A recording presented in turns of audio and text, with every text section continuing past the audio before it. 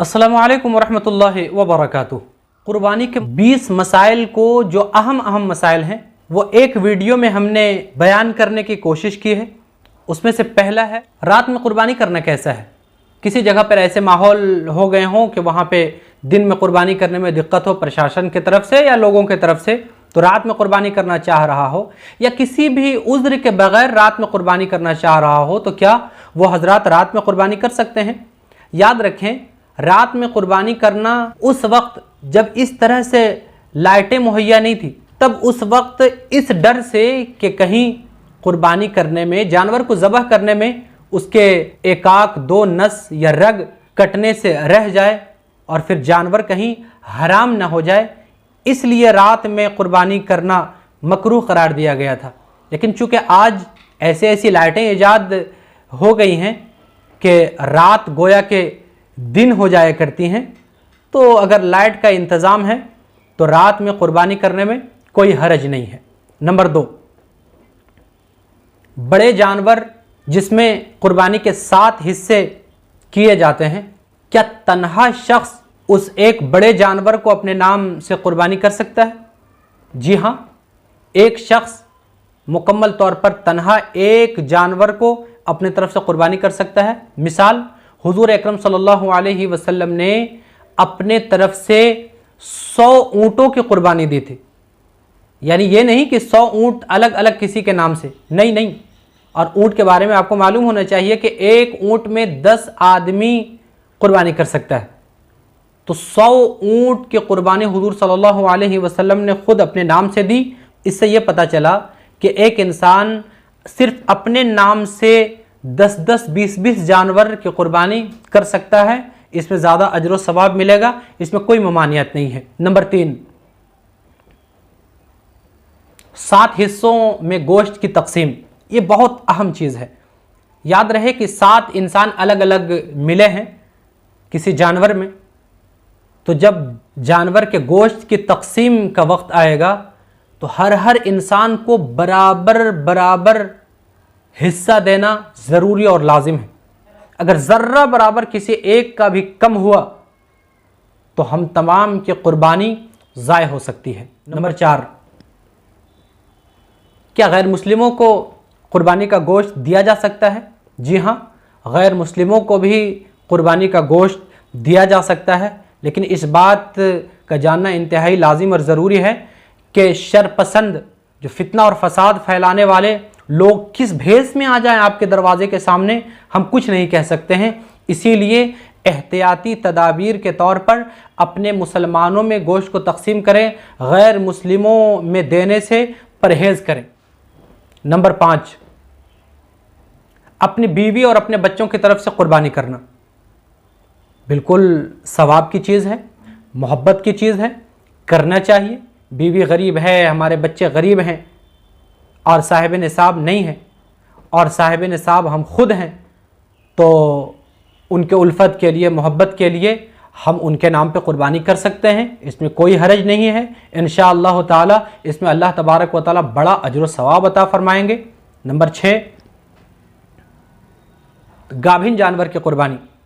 याद रखें, अगर गाभिन जानवर को ख़रीद लिया है किसी शख्स ने, या घर में लाने के बाद पता चला कि जानवर गाभिन है, हामिला है, तो अगर वो शख्स साहिब निसाब है तो उसके लिए शरीयत ये कहती है कि वो दूसरे जानवर को ख़रीद कर कुर्बानी करे और उस जानवर को या तो बेच दे या अपने इस्तेमाल में रखे, इसमें कोई हरज नहीं।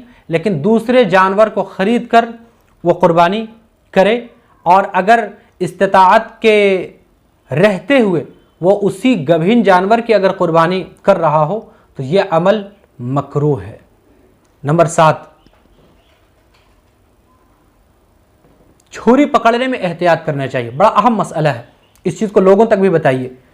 छुरी पकड़ने में एहतियात क्या मतलब यह है कि देखा जाता है कि एक शख्स कुर्बानी कर रहा है और वो शख्स छुरी पकड़े हुए है, दूसरे किसी शख्स को जिसके नाम से कुर्बानी हो रही है उसको ही बुला लेता है कि चलो आओ भाई तुम भी छुरी को पकड़ लो। याद रखें, जिन जिन लोगों ने कुर्बानी के जानवर को ज़बह करते हुए छुरी को पकड़ा है उन तमाम लोगों के ऊपर बिस्मिल्लाह अल्लाहु अकबर पढ़ना फ़र्ज़ और ज़रूरी है। अगर उन छुरी पकड़ने वाले लोगों में से किसी एक ने भी बिस्मिल्लाह अल्लाहु अकबर नहीं पढ़ा तो वो जानवर मुकम्मल तौर पर हराम हो गया, मुर्दार हो गया है। अब उसका एक बोटी भी खाना नाजायज़ और हराम है। ये बड़ा अहम मसला है, लोगों तक इसे बताइए। नंबर 8, खुद से कुर्बानी करना। खुद से कुर्बानी करना ऐन सवाब है जिसके नाम से कुर्बानी हो रही है। असल शरीयत ये तकाज़ा करती है कि वो अपने कुर्बानी के जानवर के ऊपर खुद छुरी चलाए, जैसा कि हज़रत इब्राहीम अलैहिस्सलाम ने अपने फ़र्जंदे अर्जमन अपने बेटे हज़रत इस्माइल अलैहिस्सलाम के गले पर खुद से छुरी फेरी थी। असल शरीयत यही तकाज़ा करती है कि जिसके नाम से कुर्बानी हो रही है वह खुद अपने आप से जानवर की कुर्बानी करे, लेकिन दूसरे अगर कोई जानवर को ज़बह कर दे रहा है तो इसमें कोई हरज नहीं है। नंबर 9, औरत का कुर्बानी करना। यानी क्या औरत कुर्बानी के जानवर को ज़बह कर सकती है? बिल्कुल, बिल इत्तेफाक ज़बह कर सकती है, इसमें कोई हरज नहीं है। हाँ, उसको इसलिए इससे बचाया गया या इससे अलग रखा गया है कि बाज़ दफ़ा हाथ नाजुक होते हैं, कहीं थोड़ी सी गलती पे रग और नसें न कट सके और जानवर हराम ना हो जाए, इसीलिए एहतियातन औरतों को कुर्बानी करने के लिए या जानवर को ज़बह करने के लिए नहीं दिया जाता है। लेकिन शरई तौर पर औरत का खुद से जानवर को ज़बह करना बिल्कुल जायज़ है, इसमें कोई हरज नहीं है। नंबर 10, कसाई जो जानवर को बनाने के लिए आया है, अब उस कसाई को 500 रुपये के बदले गोश्त दे दिया जा रहा है कि देखो 500 रुपये नहीं है, इसके बदले में तुम्हें गोश्त दे दिया जा रहा है। याद रखना चाहिए कि किसी को उजरत के तौर पर गोश्त देना ये बिल्कुल नाजायज़ और हराम है। किसी को आप उनसियत के तौर पर दे सकते हैं, लेकिन उजरत के तौर पर देना ये बिल्कुल भी जायज़ नहीं है। इसीलिए कसाई को, कस्साब को उसके उजरत के तौर पर गोश्त देना ये बिल्कुल भी जायज़ नहीं है। नंबर 11, 3 सुराख वाली छुरी से ज़बह करना। यह भी हमारे मुआशरे में अजीब अंदाज से रिवाज चल पड़ा है कि लोग कुर्बानी के जानवर को ज़बह करने के लिए उसके दस्ते में जहां पकड़ा जाता है वहां पे 3 सुराख वाली छुरी तलाश करते हैं। याद रखें, इसका शरीयत से कोई लेना देना है नहीं। शरीयत तो यहां तक इजाज़त दी है कि किसी ऐसे जगह पर हो जहां पर कोई जानवर मर रहा हो और ज़बह करने की नौबत आ गए, इंसान के पास छुरी नहीं है, तो वो नुकीले पत्थर का इस्तेमाल करके उस जानवर को ज़बह अगर कर सकता है तो फिर जानवर को ज़बह कर ले, वो जानवर हलाल हो जाएगा। यहाँ पे 3 सुराख वाली छुरी कहाँ से आ गई? इसीलिए ये इस्लाम में इजाफा है, इसका इस्लाम से कोई ताल्लुक़ नहीं है। छुरी जैसी भी हो, अगर तेज़ हो, उसे कुर्बानी जायज़ है। नंबर 12,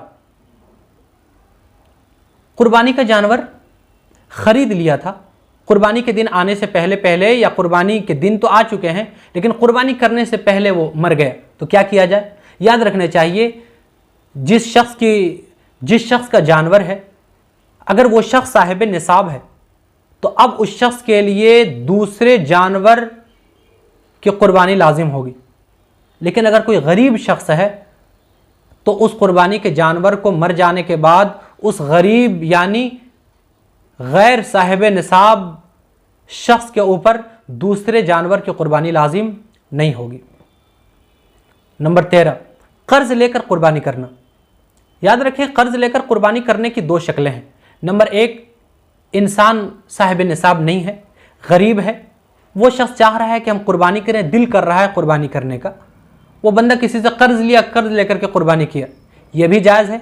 लेकिन एक सूरत ऐसी है कि किसी शख्स के पैसे कहीं फंसे हुए हैं, बैंक नहीं खुल रहा है, बैंक में हमारे पैसे हैं, या किसी ऐसे शख्स के पास पैसे हैं कि वो शख्स किसी उलझन में, किसी परेशानी में हमारे पास, हम तक पैसे नहीं पहुंचा सक रहा है, तो इस सूरत में उस शख्स के ऊपर किसी से कर्ज लेकर कुर्बानी करना लाजिम और ज़रूरी है। उस शख्स के ऊपर किसी से कर्ज लेकर कुर्बानी करना यह वाजिब और ज़रूरी है। नंबर 14, मुर्दों के लिए कुर्बानी करना। यानी हमारे रिश्तेदारों में से कोई शख्स इंतकाल कर गया है, उस शख्स की तरफ से हम कुर्बानी करना चाहते हैं, बिल्कुल ऐन सवाब की बात है और उनके लिए राहत और बख्शिश का सामान है, करना चाहिए। वालिदैन के लिए, नानी दादी के लिए, दादा और नाना के लिए करना चाहिए। लेकिन इसमें एक जो अहम चीज़ है वो है उस गोश्त को इस्तेमाल करने के सिलसिले में, वो ये है कि अगर हमारे मरहूमीन ने हमें वसीयत कर दी है कि तुम हमारे नाम पे कुर्बानी करना, तो अब उस वसीयत के बाद जिस कुर्बानी को हम दे रहे हैं उस कुर्बानी के गोश्त का घर में इस्तेमाल करना बिल्कुल भी नाजायज़ है, इस्तेमाल नहीं कर सकते हैं, बल्कि उस गोश्त के मुकम्मल तौर पर उस गोश्त को मुकम्मल तौर पर सदका करना लाजिम और ज़रूरी है। हाँ, बग़ैर कहे हुए, बग़ैर वसीयत किए हुए अगर हमने अपने वालिदैन या किसी मरहूमीन के नाम पर कुर्बानी की तो अब उस गोश्त का घर में इस्तेमाल करना बिल इत्तेफाक जायज़ है, इसमें कोई हरज नहीं है। नंबर 15, क्या जिस जानवर की हमने कुर्बानी दी है उसका 3 हिस्सा करना ज़रूरी और लाजिम है? बिल्कुल भी नहीं। 3 हिस्से अगर कर लिए जाएं तो मसनून अमल है। एक हिस्से खुद इस्तेमाल करें, एक हिस्से अपने अजीज़ व अकारिब जो रिश्तेदार हैं उन तक पहुंचा दें, और जो तीसरा हिस्सा है उसको गरीब और मिस्कीन में सर्फ कर दें, मिस्कीन में बांट दें, गरीब और मिस्कीन में तकसीम कर दें। लेकिन अगर किसी शख्स के घर में फैमिली ज़्यादा है, लोग ज़्यादा हैं, तो वो तीनों हिस्सों को अपने घर में इस्तेमाल कर सकता है, इसमें कोई हरज की बात नहीं है। नंबर 16, कुर्बानी के जानवर में क्या अकीका कर सकते हैं? जी हाँ, कुर्बानी के जानवर में अकीका करना बिल्कुल जायज़ है, इसमें कोई हरज की बात नहीं है। और एक इसमें एहतियात की जो ज़रूरत है और मसनून अमल है वो ये है कि अगर लड़का के नाम पे अकीका कर रहे हैं तो उसके लिए 2 हिस्सा लें, और लड़की के नाम पे अगर अकीका कर रहे हैं तो उसके लिए 1 हिस्सा काफ़ी है।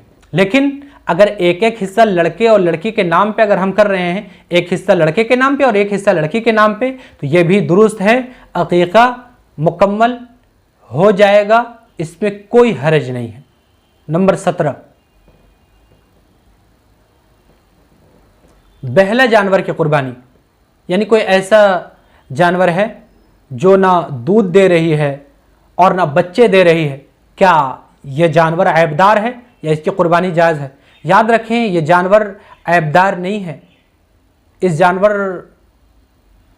जानवर तो और खा पी कर और मोटी और ताज़ी हो जाया करती है, इसीलिए ऐसे जानवर की कुर्बानी करना बिल इत्तेफाक जायज़ है, इसमें कोई हरज नहीं है। बिल इत्तेफाक जायज़ है, इसमें कोई हरज नहीं है। नंबर 18, जो शख्स किसी दूसरे से कर्ज लिए हुए है, क्या वो शख्स कुर्बानी कर सकता है? याद रखने चाहिए कि जो शख्स दूसरे से कर्ज लिए हुए है उसके ऊपर सबसे पहले लाजिम है कि जिसका कर्ज लिया है उस कर्ज को अदा करे। कर्ज को अदा करने के बाद अगर उसके पास इतने पैसे बच जा रहे हैं जिससे वो साहिब निसाब हो जाता है तो उसके ऊपर कुर्बानी वाजिब है, वरना उसके ऊपर कुर्बानी वाजिब नहीं है। नंबर 19, कुर्बानी के जानवर को तब्दील करना, यानी कुर्बानी के जानवर को हम ले आए हैं, अब उस जानवर को देख करके ऐसा लग रहा है कि इस जानवर को हम रख लें, खस्सी हो, गाय हो, बछिया हो, लगता है कि उस जानवर को रख लें, तो क्या इस जानवर को रखना जायज़ है? याद रखें, जिस जानवर को हमने कुर्बानी की नीयत से ख़रीदा है, अब अगर उस जानवर को हम रखना चाहते हैं तो अगर वो शख्स साहिब निसाब है तो उस जानवर को वो रख सकता है, लेकिन उसके लिए लाजिम यह है कि जब वो दूसरे जानवर की कुर्बानी दे रहा हो तो उसकी कीमत इस जानवर के बराबर या इससे ज़ायद हो, इससे कम कीमत के जानवर की कुर्बानी दुरुस्त नहीं होगी। नंबर 20, हुजूर अकरम सल्लल्लाहु अलैहि वसल्लम के नाम पर कुर्बानी करना। याद रखें, हुजूर के नाम पर कुर्बानी करना ऐन सवाब की बात है और इश्क और मोहब्बत की बात है, करना चाहिए।